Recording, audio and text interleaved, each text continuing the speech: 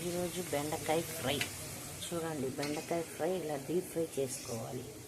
Oil వేడెక్కాక బెండకాయలు వేసి బెండకాయ ముక్కలు ఇలా వేసి బాగా చక్కగా వేగనివ్వాలి.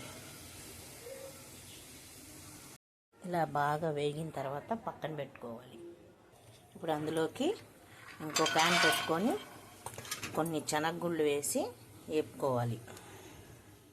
బాగా వేగాక ఇలా దూరగా వేగనిచ్చుకొని ఇవి కూడా తీసి దీంట్లో పక్కన వేసి పెట్టుకోండి. ఇందులోకి కొద్దిగా ఆయిల్ 2 టేబుల్ స్పూన్ల ఆయిల్ వేసుకోండి. 2 ఎండుమిర్చి, తాలింపులు, కొద్దిగా కరివేపాకు వేసి ఇలా బాగా వేసుకోవాలి. వేగుతుండగా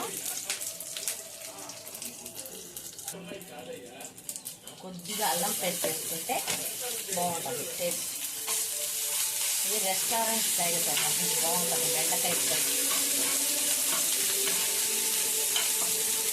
ఇందులో బెండకాయలు పల్లీలు వేసేసి వేసుకోవాలి. ఉప్పు, పసుపు, కారం అన్నీ వేసి